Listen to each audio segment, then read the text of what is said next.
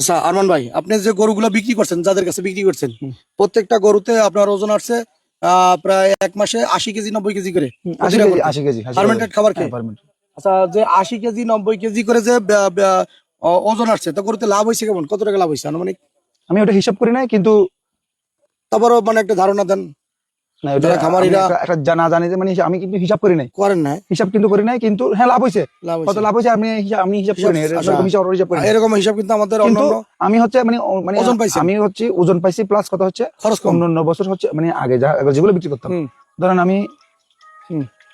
আচ্ছা, তা আমি আপনার লিগিয়া কথাটা বলি, আপনার যে গরুগুলো যাদের কাছে বিক্রি করছেন তারা তো কালকে আগামীকালকে আসবে, এরা এদের তিনজনকে ইনভাইট করা হয়েছে। ইনভাইট করা হয়েছে। তারা যে গরুটা নিছে আপনার কাছ থেকে গরুটা নিয়ে তারা কি সুফল পাইছে, কি সুবিধা অসুবিধা পাইছে, এটা আমাদের জানা দরকার। প্রথম নাম্বার হচ্ছে আমি যে গাভিটা বিক্রি করছিলাম, হুম, মানে গাভিটা ছিল আমার ফার্মেন্টেড খাবার খাইছেন। হ্যাঁ, এটা বানানো সবগুলোর কাবাইছি আমি। হ্যাঁ। কিন্তু আমি যে গাভিটা বিক্রি করছি, আমি ওই গাভিটার হিসাব করছি যে ম্যাক্সিমাম 15 কেজি কি হবে, চর্বি হবে। মানে আমার হিসাবে 15 কেজি চর্বি হবে। এনাকে আমি আমার দোকান আসছিল, এনাকে আমি প্রথমে চিনি নাই, পরবর্তী আমার মাথায় ঢুকছে যে এনার কাছে আমি গরু বিক্রি করছিলাম। তো বিক্রি করার পর এনাকে জিজ্ঞাসা করতেছি আমার ওই যে গরুটা নিছিলেন ওটা কেমন ওজন হয়েছে। ওজন হয়েছে মানে কয় মনে হচ্ছিল আমার, বলছিলাম ভুলে গেছি, কিন্তু ওটা আমার ওটা মনে আছে, মানে এবারে 750 টাকা পড়ছে।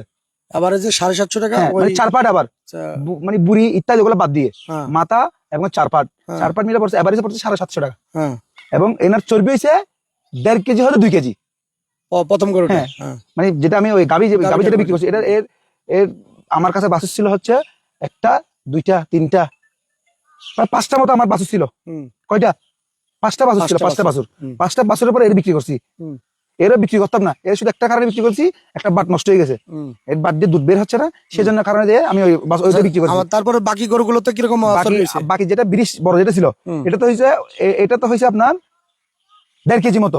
1.5 কেজি? হ্যাঁ, মানে আপনি এক মাস খাওয়ায় 1.5 কেজি মাত্র? 1 মাস 4 দিন। 1 মাস 4 দিন খাওয়াইছেন, মাত্র 1.5 কেজি চর্বি হয়েছে। মাত্র 1.5 কেজি চর্বি না হলে তো কোনো গরু স্টক করে না, জানেন এটা? হ্যাঁ জানি। চর্বি হওয়ার কারণে অতিরিক্ত ফ্যাট, অতিরিক্ত কার্বোহাইড্রেট বা হজম শক্তি না হওয়ার কারণে গরুগুলো ফ্যাটের মাত্রা বেশি হয়, যার জন্য স্টক করে। তো এখন আপনি গরুতে কোনো চর্বি পান নাই, 1.5 কেজি 1 কেজি এরকম চর্বি পেয়েছেন। আরেকটা যেটা সাদা ছিল, সাদা ফুটফুট, হ্যাঁ, এর থেকে পাইছি হচ্ছে 800 গ্রাম হবে, 800 1 কেজি। এটা কি আসলে মানে সঠিক তথ্য আমাদের দিতে পারবেন? অবশ্যই এরা আছে, এদেরকে ফোন করলে আমরা আগামীকালকে আমরা সরাসরি তাদের মুখ থেকে শুনবো। যদি এটা হয় তাহলে বাংলাদেশে মানে বৈপ্লবিক একটা পরিবর্তন আসবে, যেটা মানুষের জন্য উপযোগী।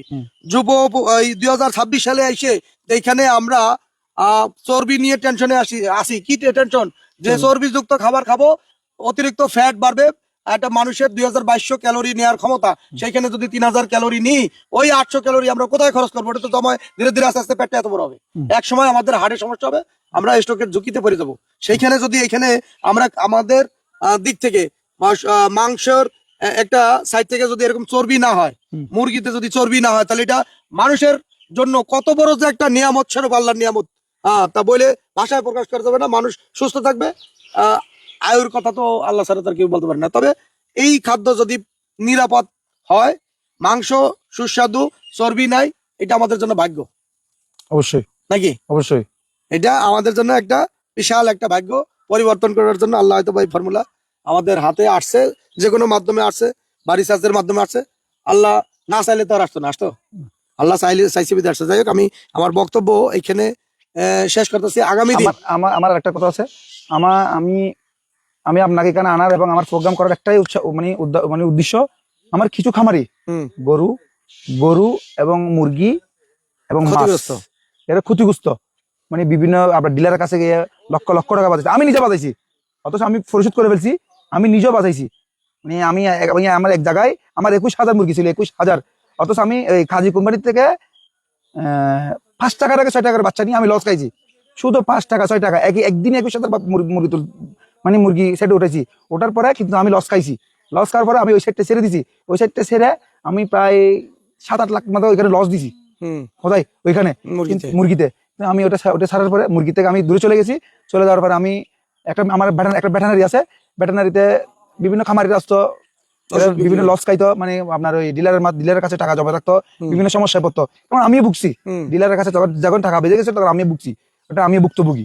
কিন্তু আপনাকে আনার আমার একটা উদ্দেশ্য, আমার এলাকা ভিত্তিক কতগুলো খামারি আছে, গরু, মুরগি, মাছ, এই তিনটা নিয়ে যাতে এরা আবার শুরু করতে পারে মতো, এরা একটা লাভবান হইতে মতো, মানে লাভ হয় মতো, মানে আবার সচল চলতে পারার মতো, সচ্ছল ভালোভাবে ফ্যামিলি নিয়ে চলতে পারে। এই কারণে আপনাকে আমি আমার এখানে আনার উদ্দেশ্য। আমার একটা ভাই যদি আমার একটা ভাই যদি লাভ করে, যদি 2 টাকা পায়, ওই 2 টাকা থেকে যদি 10 টাকা পাইলে যদি 4 টাকা যদি ডিলারকে দিয়ে দিতে পারে, আগের টাকা থেকে ডিলারকে দিতে পারে, তাহলে আমি খুশি।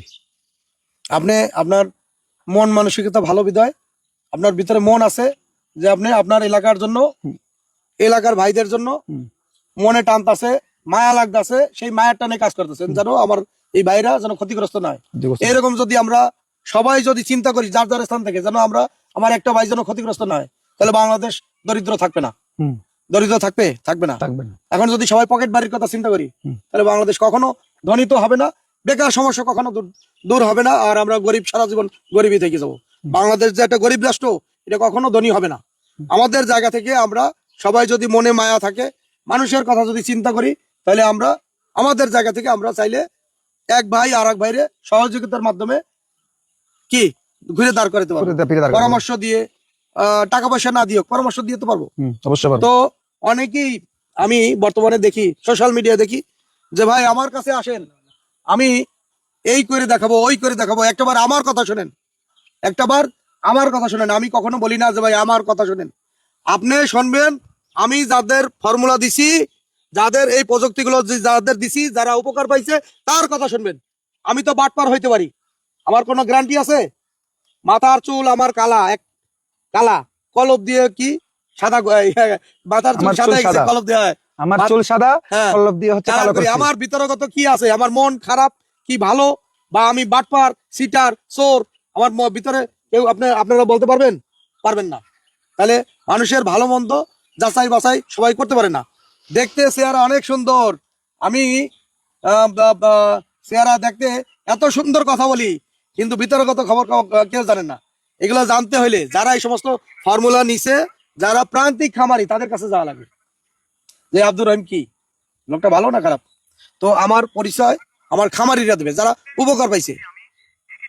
আপনারা কি মনে করেন আমি আমার কথাটা কি ভুল বলছি?